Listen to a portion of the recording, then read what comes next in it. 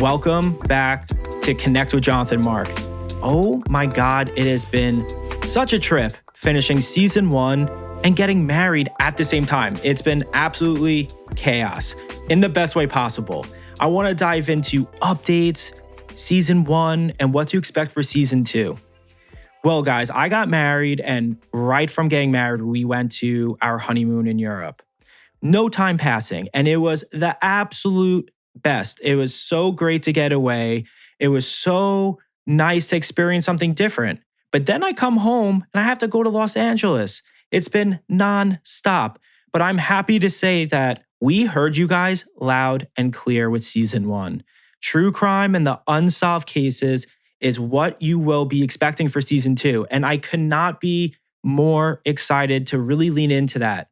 As you guys know about me, I am very passionate about helping law enforcement and families with their unsolved cases. And not only that, providing closure at the same time.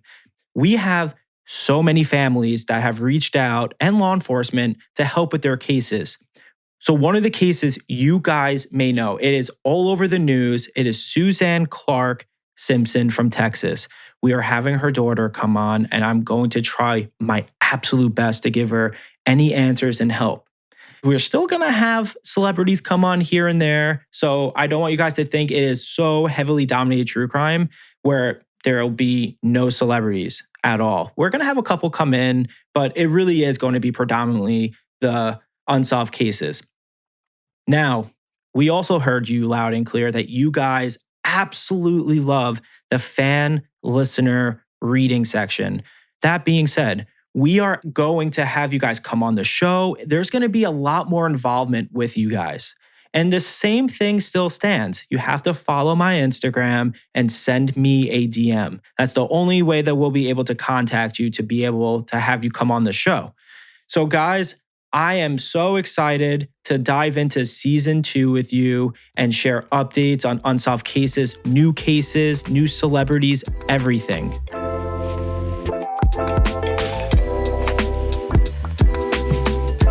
So a question I always get asked, I mean, no matter what interview I go on, TV show I go on, or just on the street, people come up to me and they go, how did you know that you had this gift? And were you born with it?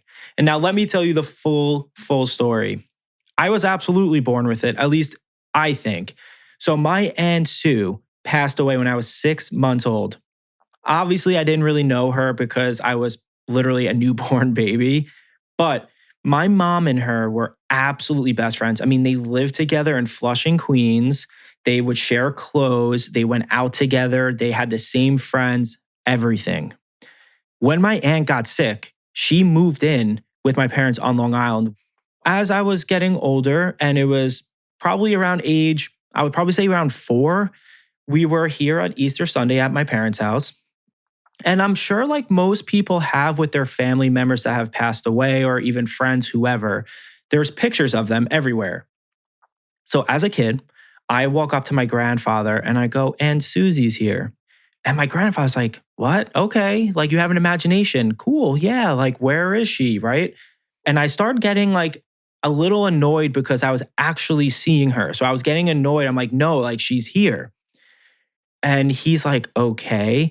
And when I was a child, my parents, no fault of their own, would make me wear denim shorts and a denim top, right? Like the Canadian tuxedo, everyone calls it.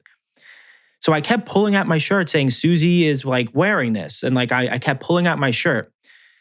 And my mom's other sister was there. And she's like also really confused. So my mom comes walking out of the other room like she saw 10 ghosts and was tearing up crying. And my grandfather was like, what is going on? Just so you guys know, after my aunt passed in like the service, when everyone was going to the cars to go to the cemetery, my mom walked back in before they took the coffin out and put this jean jacket in her coffin. And the reason why is because they would steal clothes from each other back and forth, like I was saying. And there was just one denim jacket that they would steal back and forth constantly. And she put that in the casket so she was buried with it, but also it was an intimate thing that my mom wanted to do and not tell anyone. It was her best friend, it was her younger sister. She didn't want to tell anyone about it. So when my mom shared that with them after I brought this up when I was 4, my grandpa was like, "What the heck?" Like he didn't know like what was going on and my mom is crying like, "How did he know this?" Like she didn't tell anyone. She did not tell a single person, not even her other sister. So when I was getting older, I was still seeing things that not everyone was seeing. Like I was still explaining to my family what my Aunt Sue was wearing, like certain jewelry, clothes, the color, things like that, that there wasn't any pictures of her wearing any of that stuff. So as I'm getting older, I'm still seeing her. And not only that, I'm starting to see other people's family members, friends, whoever. And I really didn't know that it wasn't normal. I thought everyone was seeing it. It wasn't until I was a teenager, I would probably say that I was like, wait a minute, what I'm seeing and what I'm like, feeling all that stuff, not everyone is. And I just became very introverted with it. I didn't want to share it with anyone. Like my parents said, there was like huge gap of time where I completely stopped talking about it because I knew it was different. So I was like, I want to be quote unquote like normal, right? Like I wanted to hang out with my friends. I wanted to do everything that everyone else was doing without having this, right? Like I just didn't know what it was.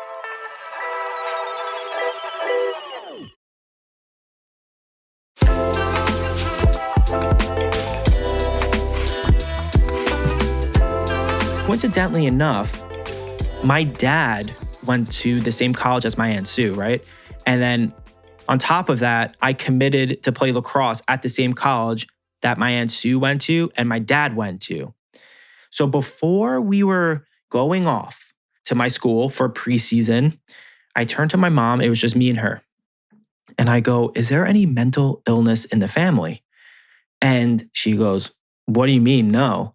And I said, "Well, like, I'm still seeing things, like a lot of things, and it's actually getting more intense." And when I look back, what I meant by that was I'm seeing things more clear. The messages are more clear. It's becoming more specific of a message than it is just saying that someone is standing there. My mom's like, "Well, I'm going to a medium. Like, do you want me to ask the medium?" And I don't know about you guys, but for a long time, I thought mediums, psychics, whatever, people with the hair, the nails, the crystal ball. And I'm like, I guess. I'm like, I don't know. Super weird. I'm like, I don't know. I go off to school. I come back for winter break. I go to this medium, and the medium confirms I have this gift because my mom asked to the medium, "Is my son crazy? Is he mentally ill?" And it's funny because the medium was like, "He could be. You just have to bring him in." And when I came in, it was confirmed that I can do this. Most of you guys probably thought instantly, I was like, "Oh my God, let's go. I'm going to do this." That was the complete opposite.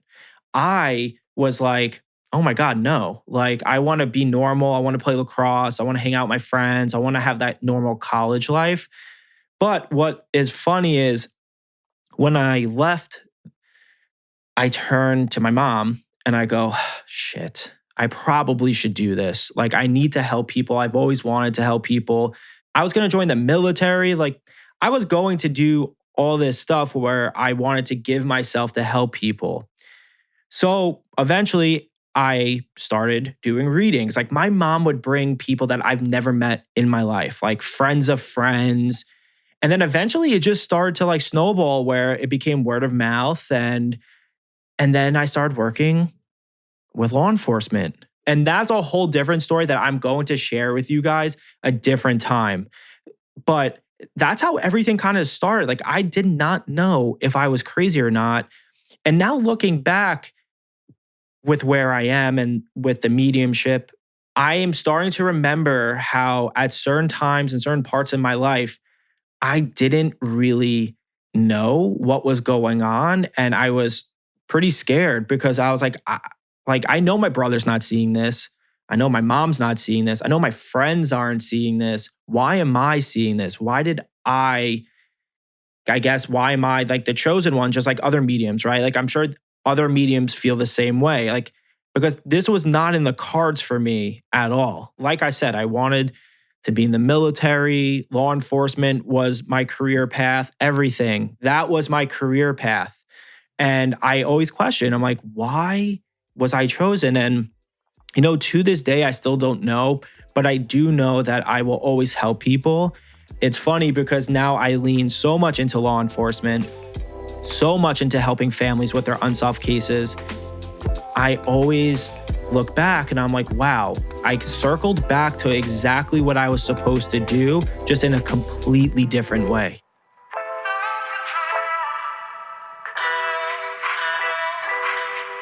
I just want to thank every single one of you for listening to season 1. I mean, I could not even imagine in a million years that so many people would listen, would resonate with it, and want to hear more. And I'm so excited for season 2 because I get to continue to do what I love because of you guys. Seriously, thank you guys so much. I am so excited to keep this going. But I don't want you to forget, if you want to be a part of this show, all you have to do is follow my Instagram at Jonathan Mark Medium and send me a DM. It is that easy. And this is going to be something new, and I'm excited to share this. If you want to share a story, if you want to do anything, just email connectjonathanmark@gmail.com. And who knows, your voice memo could be played, you could be on the show, your story could be shared, or I can even answer some questions for you. I am so excited. I am so thankful. Thank you, thank you, thank you. And please do not forget to rate and review the show wherever you get your podcast from. All right, guys, let's jump into season 2. It's going to be amazing.